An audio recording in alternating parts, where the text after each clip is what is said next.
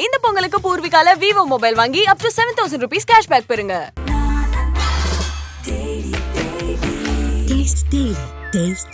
மூச்சு திணறல், மூச்சு இழைப்பு, குரட்டையால் அவதியா, நுரையீரலை ஆரோக்கியமானதாக்கி எளிதாக சுவாசித்திடுங்கள். தங்கம் 24x7 ஆஸ்துமா சிகிச்சை நாமக்கல் மற்றும் கான்பூர். ஒரு சமுதாயத்துக்கு ஒரு ஏதோ பேசுறாருன்ற மாதிரி ப்ரொஜெக்டாக இருந்தார். இது சரியில்லைன்னு சொல்லிட்டு இவங்க அன்புமணி வளர்க்கணுன்றதுனால அவர் பலிகடா வாக்கிட்டாங்க. அதுதானே காடுவெட்டி குரு தான் என் மூத்த பையன் அப்படின்னு சொல்லியிருக்காரு ராமதாஸ். இல்லை, அவர் சொல்லுவார் பொய் புழுகிறதுக்கு அவருக்கா வேணும், அண்ட புழுகு ஆகாச புழுகெல்லாம் பார்த்துருக்கீங்க. இது ராமதாஸ் புழுகு. அவர் எல்லாம் சொல்லுவார். மூத்த பிள்ளைக்கு என்ன பண்ணார், இல்லை அவர் செத்து போகும்போது என்ன பண்ணார், செத்த பிறகு என்ன பண்ணார். எதிரியாக இருந்தால் கூட நம்ம மதிக்கணும் நீங்கள் தான் சொல்கிறீங்க. எல்லாத்தையும் பற்றி பேசுகிறீங்க. ஒரு கட்சி சார்பாக அவர் போகிறாரு, சமுதாயம் சார்ந்து அவர் போகிறாரு. அவர் எவ்வளோ அவமானப்படுத்தி அசிங்கப்படுத்தி இதெல்லாம் என்ன இது? அங்கே கோஷம் போடுறது, தப்பாக பேசுறது, இவங்க தொழிலே அது தானே. அவரை கெட்ட பேர் மற்றது தப்பான இதெல்லாம் வரும்போது காடுவெட்டி குரு கிடைச்சான் இழுச்சுவாயின்னு சொல்லி அவர் பேரில் பேச வச்சு அவங்க ஒரு பெரிய தப்பான ஒரு ப்ரொஜெக்ட் பண்ணி ஒரு தவறான ஆளுன்ற மாதிரி இந்த பிம்பத்தை கட்டி அமைச்சிருக்கேன். இப்போ அவங்க புள்ள தானே இருக்கிறாரு, இப்போ தான் மாநாடுலாம் நடத்த போகிறாரு. அவரை வச்சு அது மாதிரி பேச வைக்க வேண்டியதானே. ராமதாஸ் மட்டும் எனக்கு வாயை மூடின்னு கம்முன்னு இருந்தால் ஆட்டோமேட்டிக்காக வரும். இப்போ அடுத்தது என்ன சொல்லுது, இப்போ வர போகிற மாதிரி தெரிஞ்ச உடனே உடனடியாக கொடுக்கலனா வேறு நடக்குதே வேறன்னு ஒரு பாட்டு சொல்லுவார். நான் எத்தனையோ போராட்டம் பண்ணுவேன், கிடுகிடு போராட்டம் எல்லாத்தையும் சொல்லி பார்த்தாரு. ஒன்றுத்துக்கு ஒன்று ஈல்டாகலையே. போராட்டம் பண்ணால் அது இடஒதுக்கீடு கிடைச்சாலும் அது நிற்காதுன்றது அடிப்படை இது கூட தெரியலையே ராமதாஸுக்கு இடஒதுக்கீடு பற்றி. கிங் டிவி நேயர்களுக்கு வணக்கம். இன்றைய நேர்காணலில் நம்மோடு இணைந்திருக்கும் சிறப்பு விருந்தினர் வன்னியர் கூட்டமைப்பின் தலைவர் திரு CN ராமமூர்த்தி அவர்கள். சார் வணக்கம். வணக்கங்க. காடுவெட்டி குரு சிலை திறப்புடாவில் ஏகப்பட்ட சம்பவம் நடந்திருக்கு. அதுலேயும் பார்த்தீங்கன்னா அந்த காடுவெட்டி குருடைய பையன் ஒரு பேட்டி கொடுத்துருக்காரு. அதாவது ராமதாஸ் அவர்கள் வன்னியர் சமுதாயத்துக்கு என்ன பண்ணியிருக்காரு அப்படின்னு போன்ற பல்வேறு கேள்விகள் வச்சிருக்காரு. அதுலேயும் பார்த்தீங்கன்னா அந்த இடஒதுக்கீடை வச்சு கிட்டத்தட்ட 30 ஆண்டுகளாக வன்னியர் சமுதாய மக்களை ஏமாத்திட்டு இருக்காரு அப்படிங்கிற ஒரு குற்றச்சாட்டு வச்சிருக்காரு. நீங்க எப்படி சார் பார்க்குறீங்க? இல்லை, அது உண்மைதானே. இடஒதுக்கீட்டில் போராட்டம் செய்கின்ற பொழுது 20% கிடைச்சது, ஒப்பந்தத்தில் கையெழுத்து போட்டோம். அதுக்கப்புறம் அவங்க மறந்துட்டாங்கல்ல. கட்சி வந்த பிறகு தனக்கு என்ன வருமானம், தன் மகனுக்கான மந்திரி பதவி, சிங்கிள் அஜெண்டாவில் செயல்பட்டு இருக்காங்க. அதை நோக்கி அவங்க போயிட்டுருக்காங்க. மற்றவங்களாம் ஏமாந்து இவர் செய்வாருன்னு சொல்லிட்டு எதிர்பார்த்துட்டு ஏமாந்து நிற்கிறாங்க. இப்போ அவருடைய செயல்பாடுகள் எல்லாம் பார்க்கும்போது ராமதாஸ் அன்புமணி வெட்கி தலை குனிய வேண்டிய அளவிற்கு போயிட்டுருக்கு. இப்போ அவர் முதல்லே கேட்டார், அவங்க அப்பாவை உயிரோடு இருக்கும்போதே காப்பாற்றுறதுக்கு என்ன முயற்சி எடுத்தாங்க. பாஸ்போர்ட் இல்லை, இருந்தால் நான் கொண்டு போயிருப்பேன், விசா வாங்கி வெளிநாட்டில் மருத்துவம் பண்ணியிருக்கோம் அப்படின்னு. அவரே அவங்க பையனே சொன்னார், எங்கள் அப்பா 2027 வரலும் பாஸ்போர்ட் வேலிடிட்டி இருக்குது, இது 5 நாடுகளுக்கு வெளிநாடுகள்லாம் போய் வந்திருக்காருன்னு எவிடன்ஸோடு சொன்னார். அதுக்கப்புறம் அவங்க பேசலை. அதே மாதிரி அவருடைய காடுவெட்டி குருனுடைய சொந்த தங்கச்சி செந்தாமரை என்ன சொன்னாங்க, இது அவரை ராமதாஸ் இந்த ட்ரீட்மெண்ட் கொடுக்காம மருத்துவ கொலை பண்ணிட்டாரு.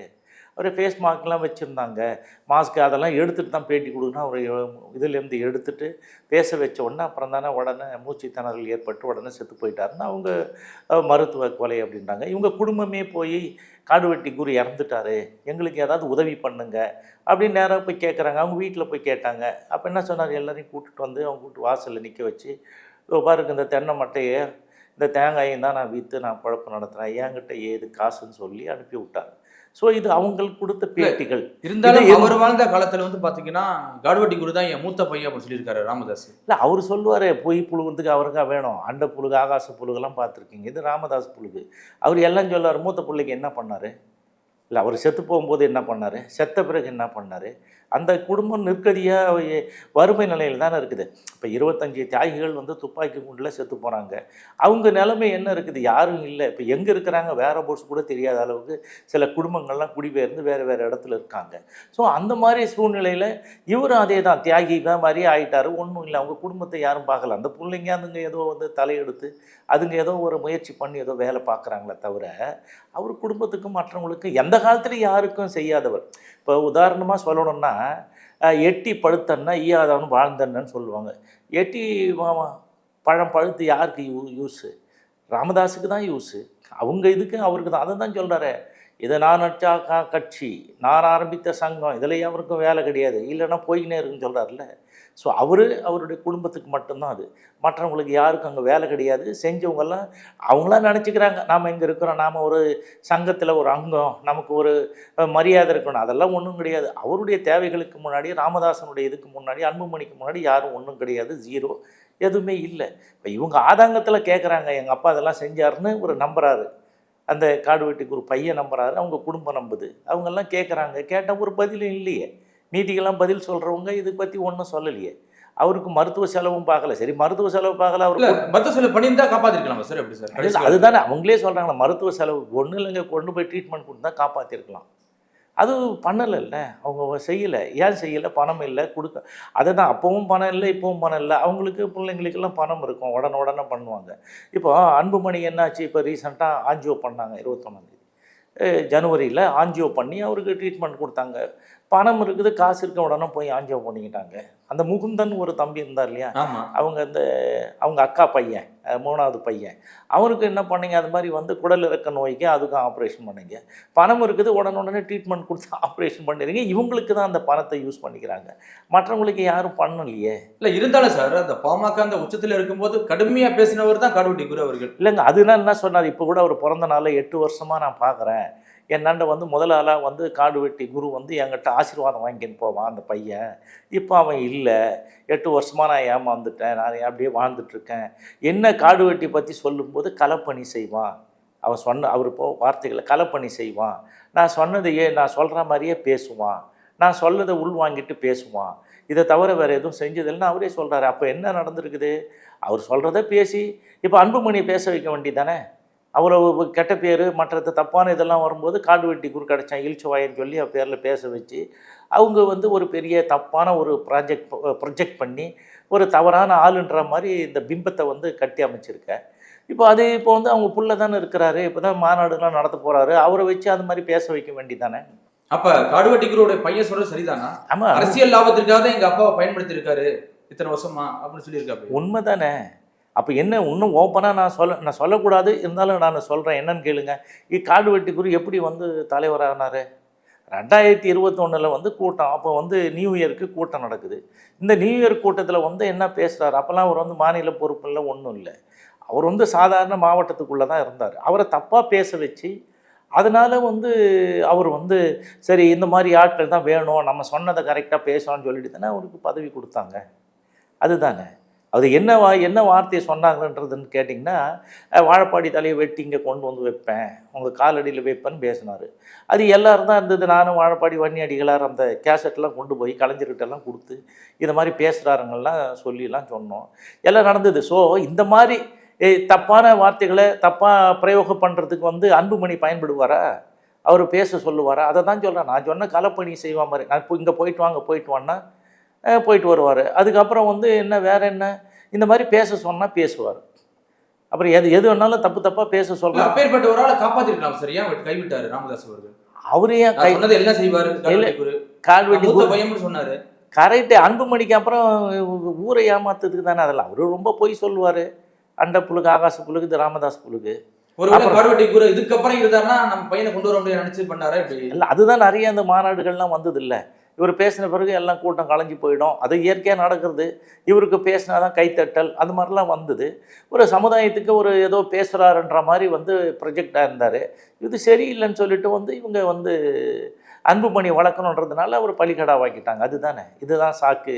நொண்டி குதிரைக்கு சறுக்குண்டு சாக்கு. தன் பையனுக்காக மூத்த பையனை இலக்க நேரிட்டாரா? அப்படி இல்லை, அவர்லாம் சொன்னால் அதெல்லாம் ஒரு கணக்காங்க. மூத்த பையன் ஏங்க, இவர் கூட பிறந்த தம்பிங்களே யாரையும் கூப்பிட்றதில்ல.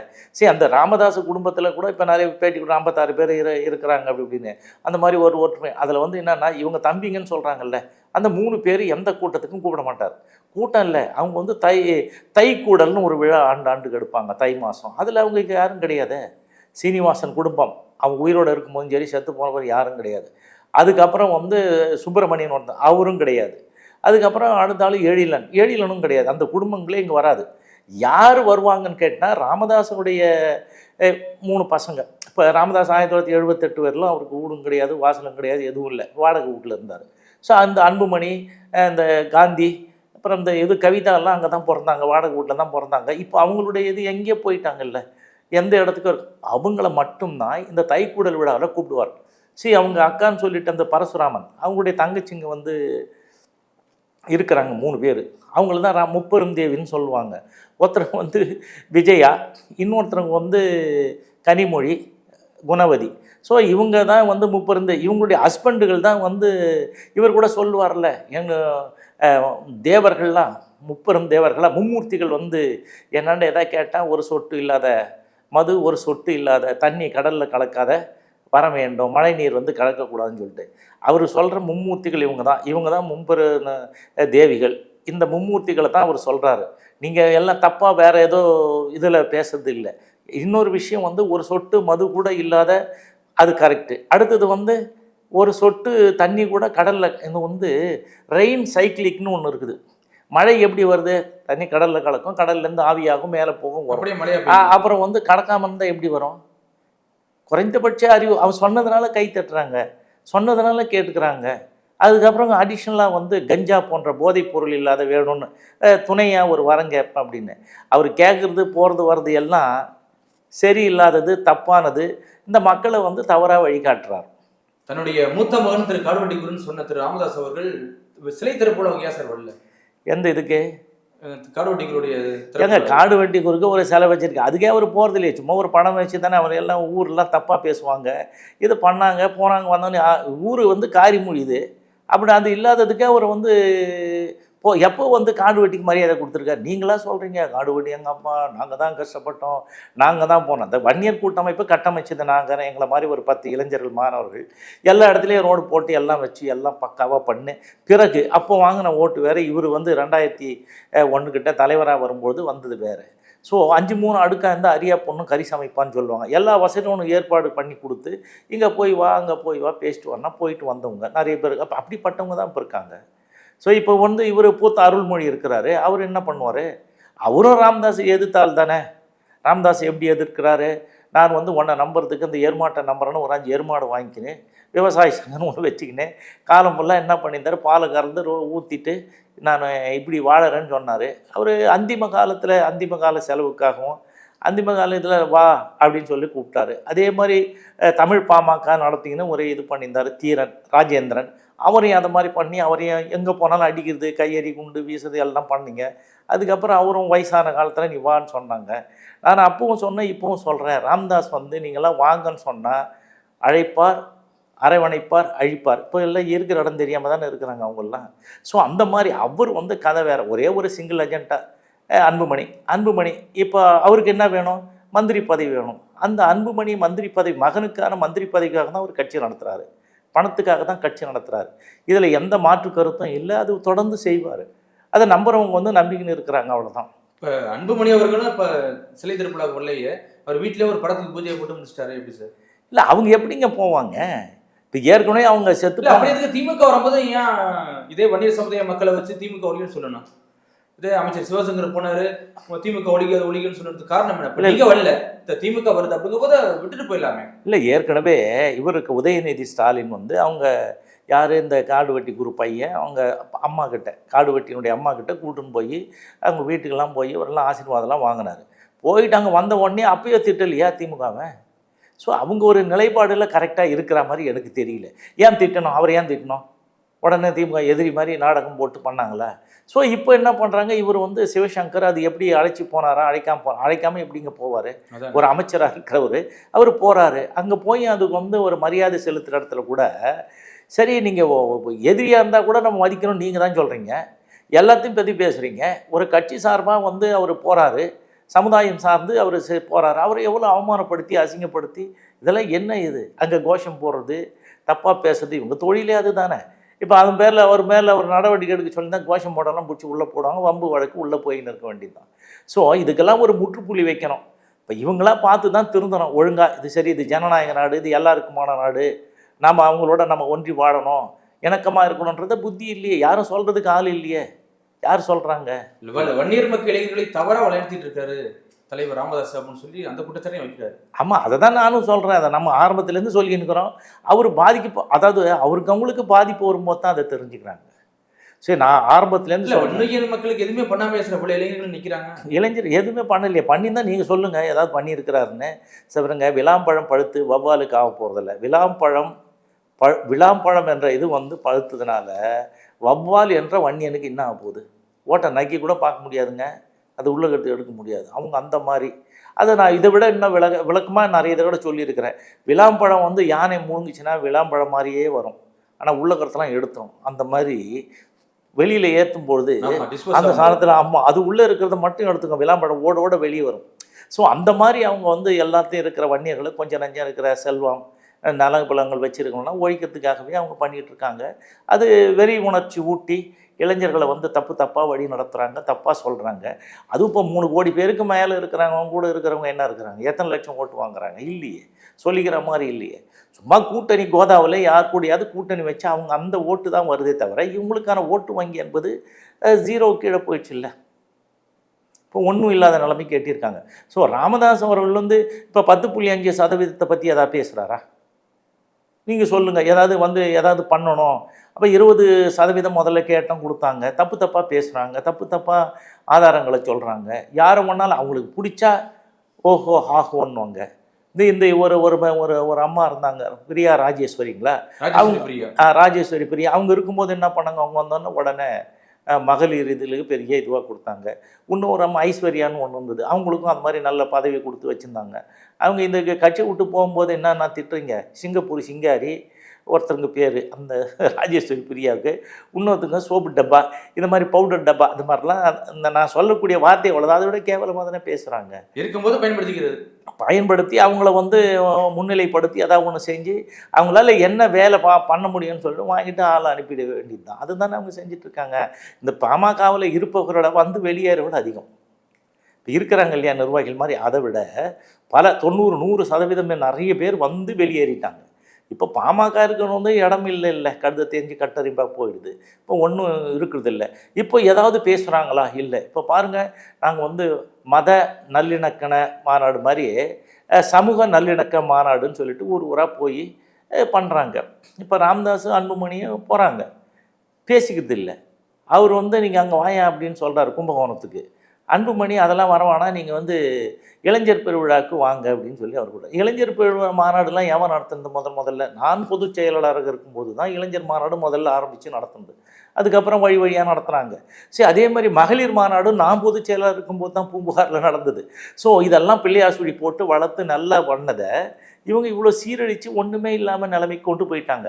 இதில் வந்து அந்த சமுதாயத்தை பற்றி அவங்க பேசுகிறதும் இல்லை, சமுதாயத்தை பற்றி அவங்க செய்கிறதும் இல்லை. வெளியில் பத்திரிகை மீடியாவில் வந்து அவங்க சொல்லிக்கிட்டு இருக்காங்களே தவிர என்ன செஞ்சாங்க? விரல் விட்டு வன்னியர் சமுதாய மக்களுக்கு இதுவரையும் எதுவுமே பண்ணலையா ராமதாஸ் அவர்கள்? எதுவும் பண்ணலை. பண்ணியிருந்தால் நீங்கள் சொல்லுங்கள், நான் கேட்டுக்கிறேன். ஏதாவது ஒன்று நான் இதை பண்ணேன் அப்படின்னு சொல்லி. இப்போ ஒன்றுமே இல்லைங்க. 27% ஒதுக்கீடு மத்திய அரசிலே நாங்கள் தான் பண்ணோம். யார் பண்ணது தெரியுங்களா? அது டாக்டர் முரளி அப்படின்னு சொல்லிட்டு ஐஐடியில் இருக்கிறார். அவர் வந்து பேராசிரியராக இருந்தார், இன்டர்நேஷ்னல் சயின்டிஸ்ட்டு. அவர் தான் வழக்கு போட்டு எத்தனை ஆண்டு காலமாக அவர் போட்டு எய்ம்ஸ், ஐஐடி போன்ற நிறுவனங்கள், உயர்மிகு கல்வி நிறுவனங்கள் இருக்குல்ல, மதிப்புமிக்க கல்வி நிறுவனங்களில் ஒதுக்கீடு கொண்டு வந்தது அவர் தான். அவரால் தான் இந்திய அரசியல் சட்டம் 15 ஆர்டிக்கிள் இருக்குல்ல, 5 கொண்டு வந்தவர் அவர். ஆனால் அவரை பற்றி யாருக்கா தெரியுதா? அவர் யாராவது சொன்னாக்க ஒத்துக்கிறாங்களா? இல்லையே. அவர் தான் அதை கேட்டால் மத்திய அரசிலே வந்து 2 நாங்கள் தான் இடஒதுக்கீடை கொண்டு வந்தோம். இடஒதுக்கீடு அதுக்காக பாடுபட்டம் கொடுத்தவர் அந்த வந்து டாக்டர் முரளி அப்படின்றவர். ஸோ அவர் தான் பண்ணார். இன்னும் இருக்கிறார். நீங்கள் வேணால் அவரோட பேட்டியை கேட்கலாம். அவர் எல்லா பிரைம் மினிஸ்டர்லேருந்து எல்லாரையும் ஜனாதிபதியிலேருந்து பார்த்து இதுக்காக ரொம்ப கஷ்டப்பட்டவர். விபி சிங் காலத்திலேருந்து போராடினார். ஆனால் ஆரைமுத்தை தெரிஞ்ச அளவுக்கு அவரை யாருக்கும் தெரியாது. ஆனால் அவர் வந்து இந்த மாதிரி சட்ட போராட்டங்கள் பண்ணி இதெல்லாம் முன்னெடுத்து ரொம்ப சிறப்பாக செஞ்சவர் வந்து டாக்டர் முரளி. அவர் வந்து ஐஐடி ஸ்டூடெண்ட்டாக வந்தவர், ஐஐடியில் ப்ரொஃபஸராக இருந்தவர். இப்போ வந்து இன்டர்நேஷ்னல் சயின்டிஸ்டாகவும் இருக்கிறார். அவர் தான் அந்த கேஸ்லாம் போட்டு இன்றைக்கு வரல நடத்திட்டு இருக்கவர். அடிக்கடி அவரை பற்றி எல்லா நார்த் இந்தியன் பத்திரிக்கையில் தலைப்பு செய்தியாக வந்திருக்குது, இங்கேயும் வந்திருக்குது, எல்லாம் வந்திருக்கு. ஆனால் அவர் யாரை தெரியுது? இவங்க தானே சொல்கிறாங்க, அவர் தானே பண்ணார். எல்லா எவிடன்ஸும் அவர்கிட்ட இருக்குது. நான் சொன்னால் ஒரு அப்பாயின்மெண்ட் வாங்கி தரேன், நீங்கள் கேட்டு ரொம்ப விளக்கமாக அதை பற்றி சொல்கிறாங்களே. மாநிலத்தில் 2, இங்கே வந்து மத்திய அரசில் 2 இடஒதுக்கீடு எங்கள் அப்பா தான் காரணம். இவங்க எல் முனையளவும் காரணம் இல்லை. அதே மாதிரி இடஒதுக்கீடுல இங்கே பார்த்தா என்ன சொல்கிறாங்க, 4 ஒதுக்கீடுக்கு நாங்கள் தான் காரணம், முஸ்லீம்களுக்கு, இஸ்லாமியர்களுக்கு, அருந்ததியர்களுக்கு. ஸோ இதெல்லாம் நாங்கள் தான் வாங்கி கொடுத்தோம்னு சொல்கிறாங்க. வன்னியர்கள் எதுவும் இல்லையே. 10.5% இவங்களுக்கு என்ன சம்பந்தம் இருக்குது? வழக்கு போட்டது நான், நடந்தது எல்லாம் ஜனார்த்தன கமிஷன் பரிந்துரை பண்ணது. அதுக்கப்புறம் வந்து இவர் இருந்தார், இது எல்லாம் பண்ணது யார்? தணிகாச்சலம் வரலும் யார் பண்ணாங்க? ஜட்ஜி. இப்போ இவருக்கு பாரதிதாசன் இருக்கிறார், அது வரலும் யார்? என்னுடைய பேர் தான் இருக்குது. இந்த நீதிமன்றத்தில் என்னுடைய பேர் தான் பரிசீலிக்கப்பட்டது. நீதிமன்றமே அரசாணை பிறப்பித்து ஃபைனல் ஆர்டர் கொடுத்ததும் என்னுடைய பேருக்கு தான், எனக்கு தான் கொடுத்துருக்குறாங்க, யாரும் இல்லையே. ஆனால் இவங்க வந்து சண்டை போட்டால் வரும் அப்படின்ற ஒரு இமேஜை தப்பாக பில்டப் பண்ணதுனால தானே இப்போ இந்த 10.5% ஒதுக்கீடு பிரச்சனை இருக்குது. ஸோ இப்போ வந்து நான் ஏற்கனவே வன்னியர் கல்வி அறக்கட்டளைன்னு ஒன்று இருக்குல்ல சார்? ஆமாம். அது வன்னியர் சமுதாய மக்களுக்கு அந்த அளவு எதுவும் பண்ணலையா? அப்படி அவர் இல்லை, வன்னிய சமுதாய மக்களுக்கு அதில் என்ன பண்ணுறாரு? எல்லாரும் ஊர் முழுக்க அந்த இல்லை இந்த காடு வெட்டி குருலாம் இல்லை காடு வெட்டி குருலாம் பெரிய அளவில் முயற்சி பண்ணி இப்போ நிதிகள்லாம் எல்லாம் இருக்கணும்லாம் வாங்கிட்டு வந்து கொண்டு வந்து கொடுத்து கல்வி அறக்கட்டளை பண்ணிக்கிட்டாங்க. கல்வி அறக்கட்டளை பண்ண உடனே இப்போ என்ன சொல்கிறாரு? இதை வந்து ஒப்படைங்கன்னு கேட்டால் அவர் வந்து இது என் சொந்த பணம், என்னுடைய மூதாதைகள் பணத்திலேருந்து நான் கட்டியிருக்கிறேன், இது யாருக்கும் சம்மந்தம் இல்லை, இதில் யாருக்கும் வேலை இல்லைன்னு அவர் தான் கொடுக்குறாரு. பொது சொத்து வாரியத்துக்கு கடிதம் அனுப்புகிறாரு, ஜிகே மணி தான் அனுப்புகிறாரு. இது அவருடைய பொதுவான எல்லாருக்குமானதான், அது எல்லா ஜாதிக்குமானது, எல்லாரும் கொடுத்துருக்காங்க. நான் வந்து என்னுடைய சொந்த பணத்தில் தான் இந்த நிறுவனமே நடக்குது அப்படின்னு. இது ஏற்கனவே வன்னியர் கல்வி அறக்கட்டளை இருந்தது. இந்த மாதிரி நோட்டீஸ் கொடுத்துட்டு உடனே கொண்டு வந்து கொடுன்னு சொன்ன உடனே ராமதாஸ் கல்வி அறக்கட்டளை மாற்றிக்கிட்டாரு. இது யாரு கேட்கறது? அதில் படிக்கிற வன்னியர் சமுதாய மாணவர்களுக்கு கிட்டத்தட்ட 80,000 1 லட்சம் வரைக்கும் டொனேஷன் வாங்குறாங்க. இல்லை எல்லாருக்கும் வைக்கிறாரு. இல்லை எல்லாரும் 1.5 லட்சம் அது மேலே. அது யாராக இருந்தாலும் துட்டு கட்டினா தான் அங்கே படிக்க முடியும். கல்வி என்பது இவர் சொல்லுவார், கேட்டால் ஜனாதிபதி கிடைக்கிற மருத்துவம் கிடைக்கணும்னு சொல்லுவார். இது பெரிய ஆளுக்கு இருக்கிற குழந்தைங்க படிக்கிற கல்லூரி மாதிரி ரிச்சாக கிடைக்கணும்னு. ஆனால் எதுவுமே இவர்கிட்ட இருக்கிறதுலே ஒன்றும் செய்யலையே, அவர் செய்கிற மாதிரி எந்த வேலையும் பண்ணலையே. ஸோ இப்போ இதெல்லாம் பார்த்துட்டு வந்தோன்னே 10.5% நாங்கள் தான் சொல்லி நம்ம எல்லாம் கிளைம் பண்ணிட்டோம்.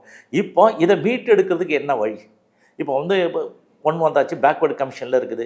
5 வருஷத்துக்கு 10 வருஷம் இதெல்லாம் கணக்கு பண்ணிட்டாங்க. வன்னியர்களுக்கு கொடுத்தாவணும் என்ற நிலை. முதல்ல 3 வருஷம் ஜிஓ, 3 மாதம், அதுக்கடுத்து 3 மாதம், அதுக்கப்புறம் 6 மாதம், அதுக்கடுத்து 6 மாதம், இப்போ 1 இயருக்கு போட்டிருக்காங்க. இந்த ஜிஓ என்னென்னா அதுக்கப்புறமா வெளியிடுறோம். இப்போ வந்து என்னென்னா இப்போ இந்த ஒதுக்கீடில் வந்து வன்னியர்களுக்கு கொடுத்துடலான்னு சொல்லிட்டாங்க. எந்த தரவுகளும் அதில் இல்லை. பேக்வேர்டு கமிஷன் என்ன தரவுகள் இருக்குதோ அதை கொடுத்து வாங்கிக்கணுன்றாங்க. அதனால தான் நாங்கள் சொல்கிறோம், இது வந்து பேக்வேர்டு கமிஷன் மற்றவங்களுக்கெல்லாம் கொடுத்துருக்காங்களே. இப்போ 4 ஒதுக்கீடு கொடுத்துருக்குறாங்க தமிழ்நாட்டில். இப்போ எம்பிசிக்கு எதில் கொடுத்தாங்க? அதில் வந்து இவங்களுக்கு எப்படி கொடுத்தாங்க? இஸ்லாமியர்களுக்கு எப்படி கொடுத்தாங்க? அதே மாதிரி வந்து இவங்களுக்கு அருந்ததியர்களுக்கு எப்படி கொடுத்தாங்க? எல்லாருக்கும் கொடுத்துருக்காங்கல்ல. அது எப்படி கொடுத்தாங்களோ அதே மாதிரி தான் இதில் கொடுக்கணும்னு சொல்லிட்டு தான் எங்களுடைய முரண்பாடு, எங்களுடைய கோரிக்கை.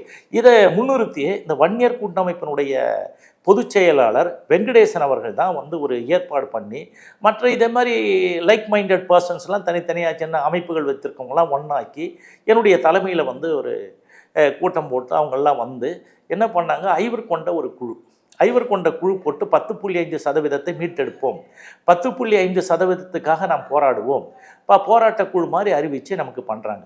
ஸோ அந்த மாதிரி பண்ணி வேலைகள் நடந்து அது வந்து அறிவிப்பும் வந்திருக்குது. அதுதான் இது 10. ஆமாம், ஐவர் குழு.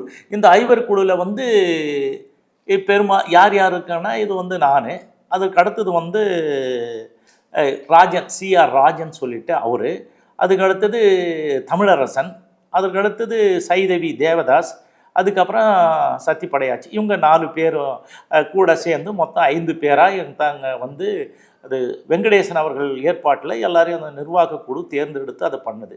ஸோ ஓகே, அதுக்கு அடுத்தது உடனடியாக இந்த போஸ்டர்ஸ்லாம் வந்து ரெடி பண்ணி இன்றைக்கி நைட்டு ஓட்டிடுவாங்க, நாளையிலேருந்து இதெல்லாம் வெளியே வரும். இது வந்து 10.5% நாங்கள் பெற்றதுக்கு தமிழ்நாடு முழுக்க இருக்கிறோம். இதுக்கு விருப்பப்படுவர்கள் வாங்க அப்படின்னு சொல்லிட்டு நம்ம வந்து கேட்குறோம். இது வந்து இந்த சமுதாயம் எல்லாம் தனித்து கேட்குறாங்க, எல்லாரும் சேர்ந்து கேட்கணும். எல்லாருக்கும் அது பிடித்தம் தான் இருக்குது, அதில் ஒன்றும் மாற்று கருத்து இல்லையா. அதுக்கான வேலைகளை நாங்கள் பார்த்துட்ருக்கோம். ஸோ 10.5%க்கான வேலைகள் நடந்து கொண்டு இருக்கிறது, ஏற்கனவே இருக்குது, அதை வெளியிடுங்கன்னு கேட்குறோம். உங்களுக்கு வந்து புதுசாக சட்டம் ஏற்ற வேண்டிய அவசியம் இல்லை, புதுசாக எதுவும் செய்ய வேண்டியதில்லை, ஏற்கனவே இருக்குது. 1 பைசா செலவு இல்லாமல் உடனே அனௌன்ஸ் பண்ணலாம். கண்டிப்பா சார். ஆனா அந்த முன்னாள் அமைச்சர் வீரபாண்டியாரும் அமைச்சராக இந்த காலத்துல வந்து பாத்தீங்கன்னா ஏகப்பட்ட அவதூறு பேசியிருந்தார் ராமதாஸ் அவர்கள். ஆனா இப்ப வந்து வீரபாண்டியாரும் ஈரோடு இருந்தா எனக்கு அந்த 10.5% இடஒதுக்கீடு வாங்கி கொடுத்திருப்பாரு அப்படின்ற ஒரு இதை பேசுறாரு. நீங்க எப்படி பாக்குறீங்க? இல்லைங்க, அவர் உயிரோடு இருக்கும்போது யாரும் ஒன்றும் பண்ணலை. அப்போல்லாம் இடஒதுக்கீடு கையெழுத்து போடும்போது நாங்கள் எல்லாரையும் பார்த்தோம். சமுதாயத்தில் அமைச்சர் இருக்காங்க, அவங்களும் வந்து பார்ப்பாங்க. அது என்னன்னு கேட்டிங்கன்னா, அவர் வந்து இந்த துறை சார்ந்த அமைச்சராக இல்லை, அவர் விவசாயத்துறை அமைச்சராக இருந்தார். ஆனாலும் சமுதாயத்தில் இருக்கிறாருன்றதுனால அவர் நீண்ட காலமாக இருக்கும்போது அவர் வந்து அன்றைக்கு நாங்கள் பேச்சுவார்த்தை ஒப்பந்தம் கையெழுத்து போடும்போது அவர் எல்லாரையும் பார்க்குற மாதிரி பார்த்தோம். ஆனால் வந்து இவர் ஆற்காடு வீராசாமி தான் அங்கே முன்னாடி வந்து அதெல்லாம் பண்ணார், ஏற்பாடு பண்ணார், அதெல்லாம் சொன்னார். சில விஷயங்கள்லாம் வந்து சொல்லி கொடுத்தாரு. இது வந்து இந்த மாதிரி 7th ஷெட்யூலில் சேர்க்கணுங்க, அதனால் ஒரு ஜாதியில் கொடுக்க முடியாது, 4 அப்புறம் முதல்வரே சொன்னார், நாங்கள் சரி நம்மளே தும்ரா இந்த எங்கள் ஜாதி இசை வேளாளர்லாம் சேர்த்து நம்ம 20% ஒரு 6-7 ஜாதிக்குள்ளே கொடுக்குறோம் அப்படின்லாம் சொன்னார். ஆனால் அப்புறம் வந்து என்ன நடந்ததுன்னு கேட்டிங்கன்னா, உங்களுக்கு வந்து வேறு மாதிரி போனதை பிரச்சனைகள் வேறு மாதிரி தவறுகள் சண்டைகள் வந்ததுனால அது வந்து மாறி போச்சு. சரி, நாங்கள்லாம் வந்து பேசிட்டு நாங்கள் வந்து அவருடைய வீட்டில் ஒப்பந்தம் கையெழுத்து போட்டு கீழே வர்றதுக்குள்ளே தீரன் வந்து அவர் வந்து இவராக இருந்தார், ஹாஸ்டல் வார்டன். இந்த இதில் இருக்குது இல்லைங்களா, கோவிந்தசாமி கலைக்கல்லூரி ஹாஸ்டல் வார்டன். அவர் கலைஞர் தான் சொல்கிறார், நீ ஹாஸ்டல் வார்டன் அந்த செஞ்சி ராமச்சந்திரன் கூட திட்டுறாரு, என்ன செஞ்சு நீ வந்து ஒருத்தர் ஆடு மேய்க்கிறான் மாடு மேய்க்கிறான்ற. அவங்க கூட்டு வந்து என்னை வேலை கேட்டால் நான் கொடுத்தேன். என் எதிரில் வந்து ஒரு முதலமைச்சரியா நான், என்னை கேட்காம என் எதிரில் பர்மிஷன்லாம் வந்து உக்காந்துன்னு இல்லாத இது பண்ணின்னு இருக்கிற மாதிரி அப்படின்னு சொல்லி கேட்ட உடனே அப்போ தான் அவர் வேலையை விட்டே எடுக்கிறார். அதனால தான் அவர் கட்சிக்கு தலைவராலாம் ஆகிறாரு. அது அந்த மாதிரி கதை இதெல்லாம் வரலாறு தானே. ஸோ ஏன் எதுக்குன்னா அப்போ வந்து யார் வந்து இப்போ கேட்டாங்க, யாராவது தடுக்க வேண்டியது தானே? இல்லை, நாங்கள் போராட்டம் பண்ணோம், அவரை வந்து கொடுக்குறோன்னு சொல்லி ஏற்கனவே சொன்னதுனால இப்போ முதல்வர் கூட பேசினார்ல, 43வது நாள் ஒப்பந்தத்தில் கையெழுத்து போட்டார் CN ராமமூர்த்தி. அவருடைய பெரிய பாராட்டு இதை கொடுத்துருக்கிறார், புத்தகத்தில் 6 இடத்துல எழுதியிருக்கிறார் என்னை பற்றி. இவர் ஒரு முதல்வர் MK ஸ்டாலின் அவர்களே சொல்லியிருக்கிறார். ஸோ அப்புறம் வந்து அந்த சிலை வைக்கிறதுக்கு கூட யார் காரணம்? அப்போல்லாம் எல்லாம் தானே இருந்தாங்க, அவங்களா போனாங்க. நான் வாழப்பாடியார், வன்னியடிகளார், இவங்க தான். அவர் கலைஞரே மும்மூர்த்திகள் வாங்க என்ன போகணும் அப்படின்லாம் தான் பேசுவார். அவர் ஒரு கிண்டலாக பேசினாலும் இதெல்லாம் பண்ணி கொடுத்தார். அவர் கேட்டோம், துரித கதியில் அவர் மேயராக இருக்கும்போது தான் அதை வந்து பண்ணி கொடுத்தார். ஸோ இதெல்லாம் வந்து என்னன்னு கேட்டிங்கன்னா, கேட்கும்போது கொடுக்குற அந்த தலைமை வந்து முடிவு பண்ணணும். மற்றவங்கள அவர் தான் சரி கட்டணும். இவர் இருந்தால் பண்ணியிருப்பாங்க, அவர் இருந்தால் பண்ணியிருப்பாங்க. இப்பெல்லாம் திட்டிப்பிட்டு இப்போ உறவு கொண்டோட காரணம் என்ன? இப்போ அவர் இருந்தால் பண்ணியிருப்பார், அவர் இல்லை. ராமதாஸ் அவர்களுக்கு இப்போ வீரபாண்டி ஆறுமுகத்துக்கு என்ன தொடர்பு? இல்லை, இப்போ இல்லை, 10.5% என்ன இவர் இருக்கும்போது CV சண்முகத்தை என்ன சொன்னார்? CV சண்முகம் ரொம்ப முயற்சி எடுத்து அதை 10.5 கொண்டு வந்தார்னு சொல்லிக்கிட்டு இருந்தார். CV சண்முகம் இல்லைன்னா இல்லவே இல்லைன்னு.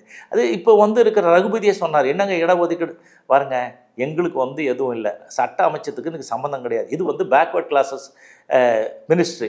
அது யார் அப்போ நாங்கள் இருக்கும்போது யார் அதெல்லாம் கையெழுத்து போடுறது? வளர்மதி, வளர்மதி. ஜெயலலிதா அவர்கள் இருக்கும்போது அந்த தொகுதியில், ஸ்ரீரங்கம் தொகுதியில் அவங்க இதுக்கப்புறம் இடைத்தேர்தல் வந்தது இல்லைன்னா அதில் நின்று ஜெயிச்சு வந்தவங்க. அவங்க தான் அமைச்சர், அவங்க தான் வந்து சட்டமன்றத்திலே அது வந்து முன்மொழிகிறாங்க, அதுக்கப்புறம் தான் பாஸ் பண்ணுறாங்க, ஆக்ட் வருது. ஸோ அந்த மாதிரி வரும்பொழுது எல்லாருக்கும் ஒரு லெட்டர் அனுப்புவாங்க. அதே மாதிரி தான் சார் இப்போவும் சொல்கிறேன், எனக்கு வந்து சட்டத்துறை அமைச்சராக இருந்தாலும் இதுக்கு அதுக்கும் இல்லை, அது பேக்வர்ட் கிளாஸஸ் மந்திரி தான் பார்க்குறாங்க, அவங்க தான் செய்யணும், அதுக்கான ஏற்பாடுகள்லாம் பண்ணிகிட்ருக்காங்க. சட்டம் அமைச்சர்னா நம்ம உள்ளே இருக்கிறவங்க வேகா என்ன நினைக்கிறாங்க, இவங்க தான் சட்டத்தை எழுதி எல்லாத்தையும் பண்ணுறாங்க. சட்டத்துறை அமைச்சருக்கும் அதுக்கு சம்மந்தம் இல்லை. அதில் இருக்கிற கேபினெட்டில் இருக்க 32 பேர் 33 பேர் இருந்தாங்கன்னா இந்த பேக்வர்ட் கிளாஸஸ் மினிஸ்டர் தான் அவங்களுக்குலாம் லெட்டர் அனுப்ப இந்த மாதிரி வந்து ஒரு முடிவாயிருக்கு. இப்படி எல்லா துறை மந்திரிகளும் ஒவ்வொரு அந்தந்த துறையிலேருந்து அனுப்புவாங்க, அந்த மாதிரி தான் அனுப்புவாங்க. அந்த மாதிரி தான் எனக்கு தெரியுமே தவிர இதை தவிர்த்து தெரியாதுன்னு அவர் தானே சொல்கிறாரு. ஸோ இது வந்து என்னென்னா பேக்வர்ட் கிளாஸஸ் மினிஸ்ட்ரி யாருக்கும் அவங்க தான் செய்யணும். இப்போ வந்து எல்லா ஏற்பாடுகளும் இந்த தரவாக இருக்குது, எப்போ வேணாலும் அறிவிப்பு வரலாம். இது வந்து மனசு வேணும். இப்போ ராமதாஸ் வந்து 21 தேதிகளுக்கு மணிப்பட்டம் கட்டும் போது இதெல்லாம் கொடுத்துருவாங்கல்ல? இல்லை அதுக்கு செய்கிறாங்க, ஒன்று ஒன்றா செய்வாங்க. அப்போ முன்னாடி செஞ்சுட்டு ஒரு பிரேக் ஆகிடுது. இவர் வந்து ஏன்னா இப்போ வந்து எது கேட்டாலும் நான் ஒன்றை வந்து கேட்கணுமான்னு தப்பாக பேசுகிறாரு. அதுக்கப்புறம் என்னென்ன பேசணுமோ எல்லாத்தையும் பேசுகிறாரு. நீ ஒன்று என்ன எப்படி சார்? இல்லை அதாவது வந்து ராமதாஸ் மட்டும் எனக்கு வாயை மூடின்னு கம்மு இருந்தால் ஆட்டோமேட்டிக்காக வரும். இப்போ வந்து அடுத்தது என்ன சொல்கிறார், இப்போ வர போகிற மாதிரி தெரிஞ்ச உடனே உடனடியாக கொடுக்கலனா வேறு நடக்குதே வேறுன்னு அவர் மட்டும் சொல்லுவார். நான் எத்தனையோ போராட்டம் பண்ணுவேன், கிடுகிடு போராட்டம் எல்லாத்தையும் சொல்லி பார்த்தாரு. ஒன்றுத்துக்கு ஒன்று ஈல்டாகலையே. போராட்டம் பண்ணால் அது இடஒதுக்கீடு கிடைச்சாலும் அது நிற்காதுன்றது அடிப்படை இது கூட தெரியலையே ராமதாஸுக்கு இடஒதுக்கீடு பற்றி. சரி, இப்போ வந்து ராஜஸ்தானில் குஜாரின மக்களுக்கு கொடுத்தாங்க 14%. அதே மாதிரி வந்து இவங்களுக்கு வந்து 10% ஆந்திராவில் வந்து போராட்டத்தினால அவங்க வந்து எதிர்கொள்ள முடியாமல் கொடுத்தாங்க. மராட்டாவில் 16% கொடுத்தாங்க. இது எல்லாமே எங்கே போகுது? சுப்ரீம் கோர்ட் போனோன்னு ஸ்ட்ரக் டவுன் பண்ணி அனுப்பி விட்டான். என்னன்னா போராட்டம் பண்ணியே கொடுத்தாங்கன்னு நீங்கள் சொல்கிறீங்க, அது இல்லை. பேக்வேர்டு கமிஷன் பரிந்துரை இருக்குதா? இப்போ பீகாரில் இருக்குது, பீகாரில் வந்து கொடுத்துறான் 75% கொடுத்துறான். மக்கள் தொகை கணக்கு எடுத்து 75% அப்படின்னா கொடுத்தது தப்புன்னு சொல்லிட்டான்ல. ஏன் சொன்னாங்க? அது மாதிரி ஒன்று பேக்வேர்டு கமிஷன்ற ஒன்று எதுக்கு இருக்குது? ஆமா. ஒவ்வொரு மாநிலத்திலும் மண்டல் கமிஷன் பரிந்துரை பிரகாரம் சுப்ரீம் கோர்ட் டைரக்ஷனில் ஒவ்வொரு மாநிலத்திலும் ஒரு பேக்வேர்டு கமிஷன் இருக்குது. இந்த பேக்வேர்டு கமிஷன் தான் யூனியன் டெரிட்டரி இருந்தால் அவங்க தான் இதை ஆல்டர் பண்ண முடியும். அவங்க சொன்னால் தான் இவங்க வந்து செயல்படுத்த முடியும். செயல்படுத்தவங்க அந்தந்த மாநில அரசாக இருந்தாலும் பேக்வேர்டு கமிஷன் பரிந்துரை இருந்தால் தான் பண்ண முடியும். அது மாதிரி தானே பேக்வேர்டு கமிஷன் பரிந்துரை இருக்குதே, இதை வச்சுட்டு பண்ண வேண்டியது தானே. இப்போ அதை தான் கேட்குறோம், நீங்கள் பண்ணுங்கள், ஏற்கனவே இந்த நடைமுறையில் இருக்குது. இப்போ நிறைய பேர் என்னென்னா ரொம்ப புத்திசாலி மாதிரி ஜாதி வாரி கணக்கெடுப்பு நடத்துங்க, உடனே அதுக்கேற்ற மாதிரி அப்படிலாம் கொடுக்கறதுக்கு சட்டம் இது வரலும் இல்லை. இப்போ இல்லைன்னா இப்போ கொடுத்துருக்கலாம்ல, பீகாரில் கொடுக்கல. இப்போ ஏன் வந்து ஜாதி வாரி கணக்கெடுப்பு எங்கள் இதில் இல்லைன்னு சொல்கிறாங்க? அது தப்பு. ஜாதி வாரி கணக்கெடுப்புன்றதை மத்திய அரசு எடுக்குது, சென்சஸ், மக்கள் எண்ணிக்கை, இங்கே இவ்வளோ பேர் இருக்காங்கன்னு சொல்லிட்டு. இந்த ஸ்டேட்டு எடுத்தால் தான் அதில் வந்து அந்த ஏற்றத்தாழ்வுகள், சமூக ஏற்றத்தாழ்வுகள், சமூகத்தினுடைய சமூக நீதி எது இருக்குது, கல்வி நிலை என்ன, அவர்கள் பொருளாதார நிலை என்ன, இதெல்லாம் ஆய்வு பண்ணி அவங்க வந்து கொடுத்து யாருக்கு பெனிஃபிஷரிஸ் கொடுக்கணுன்றத டிசைட் பண்ணக்கூடிய விஷயங்கள் வந்து யார் எடுத்தால் வரும்? அந்தந்த மாநில அரசு எடுத்தால் வரும். இது மத்திய அரசு வேலை இல்லைன்னு இதுலேயே இது சொல்லிட்டானே, ஆந்திராவில் சொல்லி இருக்கும்போது ஆர்டிஐயில் சொல்லிட்டாங்க, இது மத்திய அரசுக்கு வேலை இல்லை, இது வந்து மாநில அரசு வேலை தான். இந்த ஜாதிவாரி கணக்கெடுப்பை இப்படி எடுக்கணும், அவங்களுக்கு வந்து ஆய்வுக்கு உட்படுத்த தான் எடுக்கணும். இந்த மாதிரி கண்டிஷனில் சொல்லி எடுக்கணும். பொருளாதாரத்தில், சமூக அந்தஸ்தில், கல்வியில், இதெல்லாம் மேம்பட்ட நிலையில் என்ன இருக்கிறாங்கன்றத தமிழக அரசு இப்போ சொன்னா மாநில அரசு அவங்க தான் எடுக்கணும். அவங்க எடுத்து சொன்னால் தான் அது கரெக்டாக இருக்கும். ஆனால் எங்களுக்கு வந்து நீங்கள் பலாக்காய் எப்போ கொடுக்குறீங்களோ அது பரவாயில்ல. இப்போதைக்கு நாங்கள் வந்து கோர்ட்டுக்கு கொடுக்க சொன்னது, இறுதி ஆணை பிறப்பித்தது சுப்ரீம் கோர்ட்டும் சொல்லி இருக்குது, அதை எங்களுக்கு கொடுங்க. நீங்கள் கலாக்காய் இருந்தாலும் பரவாயில்ல, 10.5 கொடுங்க. அதுதான் எங்களுக்கு உடனடி தேவை. எங்கள் சமுதாய முன்னேற்றத்துக்கு இப்போ பல்வேறு துறைகளில் நீங்கள் கணக்கு சொல்கிறீங்க, யானை கணக்கு, பூனை கணக்கெல்லாம் சொல்கிறீங்க, அதெல்லாம் எங்களுக்கு தேவையில்லை. இட்டுக்கட்டி சொல்கிறீங்க, காதில் பூ சுற்றிட்டு காகித பூ சுற்றிட்டு மணக்குதுன்னு சொன்னால் அது மணக்காதுங்க, அது இல்லை. இந்த அரசு எங்களுக்கு உடனடியாக 10.5% கொடுக்கின்ற வழியை பார்க்க வேண்டும். கண்டிப்பா சார், கண்டிப்பா தரும்னு எதிர்பார்ப்போம். மிக்க நன்றி சார். நன்றி. இந்த பொங்கலுக்கு பூர்விகால விவோ மொபைல் வாங்கி up to 7,000 rupees கேஷ்பேக் பெறுங்க.